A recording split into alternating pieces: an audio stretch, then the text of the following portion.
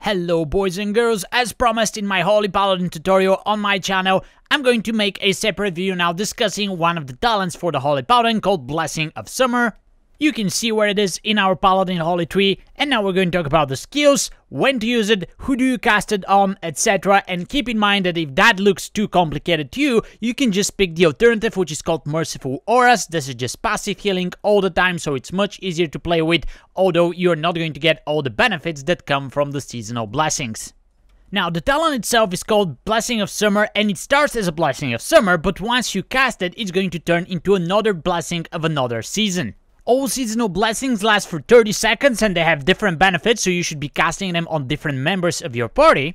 And all of them have a 45-second cooldown, which means that there's a 15-second cooldown in between each cast. To get the most benefit out of every blessing, you should be basically casting it every time it's up on cooldown, and let's start with the first one, which is called Blessing of Summer.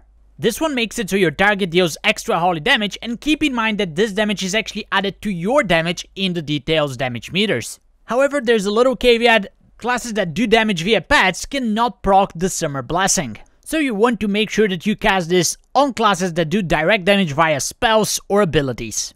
So that automatically means there's good classes that are targets for Blessing of Summer and there are bad ones. For some reason, the mages are on top of the list, so if you have a mage in your party, doesn't matter what spec they play, they will contribute most to your damage if you cast the Blessing of Summer on them. If you don't have a mage, you can look for a warrior, DH, red pally, balance druid, shadow priest, or even a devastation evoker. If you don't have any of these, you can try a rogue, a feral druid, or a shaman's elemental enhancement, but for some reason they don't scale well with the Blessing of Summer as well as the tanks, maybe because some of them have little pets or combo points or whatever it is, but generally those are not good targets. And then, at the end of the list, of course, are all the classes that rely on pets to do their damage, so Hunter, Warlocks, DKs, and Monks, which split into several different meters or pets.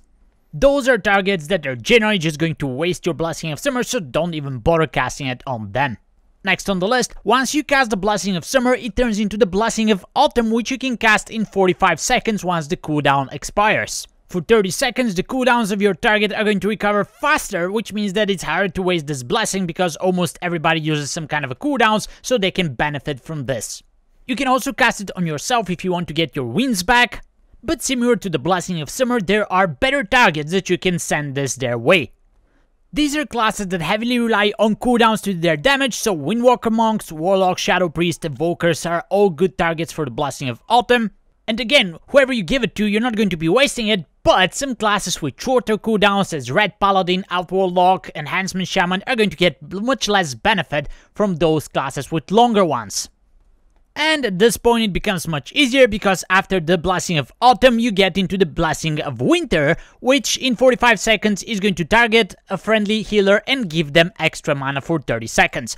Obviously, in N+, the only plausible target is yourself, and if you're in a raid, you can pick one of the other healers as well. You then get to the last season of the list. Blessing of Spring is going to increase the target's healing by 15% and increase the healing received by 30%. This is actually awesome. If there's incoming damage and you just cast this on yourself, then you'll be just doing more healing, but don't hold on this if you know that there's some damage coming, but it's like 2 minutes away. Just cast it on your tank instead, they receive some extra healing, and in 45 seconds you'll be able to cast the Blessing of Summer again. The most important part in this talent is to basically cast the blessings on cooldown, otherwise you're just wasting up time for whatever blessing is on its turn. The very first thing in order to do that is to have a good macro that is going to allow you to cast the blessings. You can see the one that I'm using on the screen, and you can also find that same macro in the description of this video. You can use the Alt button to target yourself, or you can mouse over one of your party frames and just click that macro to cast it on a friendly target. Although the macro itself says Blessing of Summer, it will cast whatever blessing is on its turn, so don't worry about that part. The other thing that I would recommend is a weak aura that basically tracks what is the next blessing that you're going to get once the cooldown expires. You can see how this weak aura looks on the screen. Right now it's saying that I'm going to get the next blessing as Blessing of Summer, which is the DPS blessing, and it's going to be available in about 10 to 15 seconds. It will then change to CDR for the Blessing of Autumn, Mana for the Blessing of Winter, and HPS for the Blessing of Spring. I find this one very useful because the macro has the same icon no matter what the tooltip is, so here you can very easily see what is next on the list. You can of course find this record also linked into the description of this video. There are a couple more records that are very useful released by Alice Mears, who happens to be the best paladin in the world. However, right now I cannot figure out which is the best version of them to use because some of them has visual cues, some of them have audio cues, but none of them combine everything into one place, so hopefully I can update you on this once I figure it out. And last but not least, I want to show you a little bouquet which you can use for voodoo to actually track whoever has the current blessing on your party frames. It will show the icon of the current blessing and the remaining time until they actually have the 30-second buff. This of course is not as useful as the other record, but it's good to know how much time you have remaining on whatever blessing is active at the current point.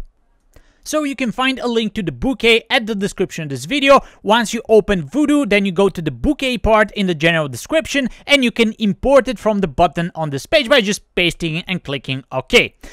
The bouquet is called Season's Blessing, and to activate it, you then need to go to the Spells tab and then select the hot icons. This is going to display different positions and different buffs that you can select to be displayed on your Voodoo profiles, and from the drop down you can select whatever position you like and pick the bouquet called Season's Blessings, of course after you've imported. After that, once you cast the current blessing, it will be displayed as an icon on the position that you selected in the hot icons list. So all of that summarizes the Blessings of Seasons, pretty powerful cooldown that you can use on your Holy Paladin, and again, if you find all of this too complicated, you can just pick the alternative, which is Merciful Auras. This is just passive healing, it's not required for you to do anything, just stand there and you're going to heal, while the seasonal blessings are much more complicated to use, but of course you can get much more benefits, CDI reduction, much more damage, mana return, and HPS as well. Let me know what's your preference in the comments below, and I'll see you in the next video. Until then, happy healing.